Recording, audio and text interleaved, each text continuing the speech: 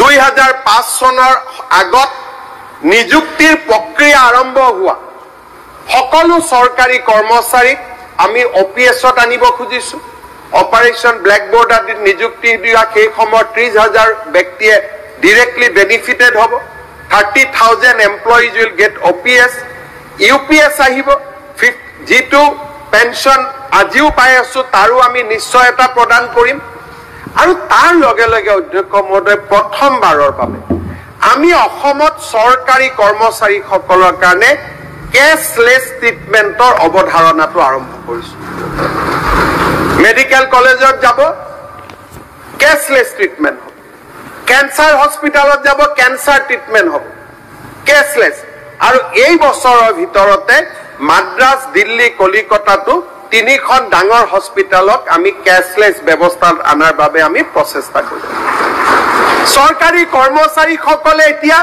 কোনোবা এজন মানুহৰ বেমাৰ হৈছে তেওঁ দিছপুৰত ফাইল ঘুকটিব নালাগে নিজৰ আই কাৰ্ডখন লৈ গৈ তেওঁ হস্পিটালত ট্ৰিটমেন্ট কৰিব পাৰিব আৰু সেই নহয় NHM SSA এইবিলাকত যিবিলাক কৰ্মচাৰীয়ে কাম কৰে তেওঁলোককো আমি 100% মেডিকেল ৰিইম্বাৰ্সমেন্ট দিয়াৰ বাবে সিদ্ধান্ত লৈছো তেওঁলোকৰ ৰেগুলাৰাইজেচন হ'ব নে নহয় ৰেগুলাৰাইজেচন হ'ব না চাকৰিটো হ'ব কাৰণ মানে আসল কামটো নকৰে আপুনি সবতে আসল কামটো নকৰে চাহ শ্ৰমিকৰ কাৰণে নকৰে ছয় জনগোষ্ঠীৰ কাৰণে আসল কাম কৰে আপোনাৰ তাতে বান্দৰ কেকুৱা লাগি আছে নেকি চাওক আপুনি উঠি আছে গতিকে অধ্যক্ষ মহোদয় যিজন মানুহৰ নিযুক্তি কন্ট্ৰেকচুৱেল হয় সেই মানুহজনক ৰেগুলাৰ আমি কেনেকে কৰিম কাৰণ ৰেগুলাৰ বুলি এডভাৰটাইজ কৰিলে তেতিয়া আৰু বহুত চুকালৰে আবেদন কৰিলেহেঁতেন এপইন্টমেন্টৰ সময় যেটো হ'ব সেইটোৱে কৰিব লাগিব এইবাৰো আমি টেটৰ টিচাৰক ৰেগুলাৰাইজ কৰিছো by calling them for another interview আজি মই বুজাই দিছো সদায় বিতৰ্কটো আহে চন্দ্ৰমোহন পাটোৱাৰী আৰু মই দুইজনে BA পাছ কৰিছো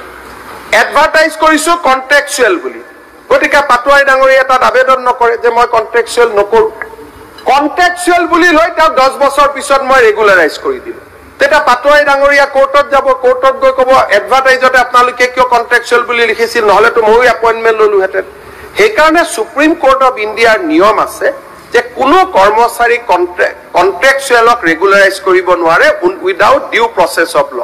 তাৰ ব্যৱস্থা আমি কৰিছো কন্ট্ৰেকচুৱেল কৰিব নোৱাৰো কাৰণে আমি চাকৰি 60 বছৰ কৰি দিছো এইবাৰ আমি মেডিকেল 100% ৰিইম্বাৰ্সমেন্ট লৈ আহিছো আসল কথাতকৈ আমি বেছি কৰিছো এপইন্টমেন্ট দিওতে জি বুলি কৈছিলো তাতকৈ আমি 300 গুণ বেছি ফেসিলিটি দি আছো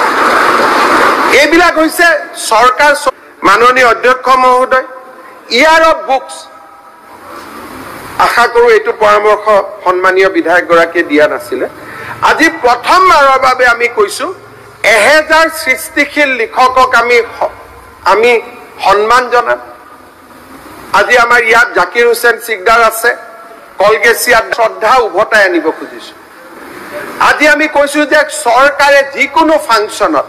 গামুছাৰ লগত কিতাপ এখন মানুহক উপহাৰ দিব আৰৰ বাবে কৈছো যে চৰকাৰী কৰ্মচাৰী হাতত ইকনমি আছে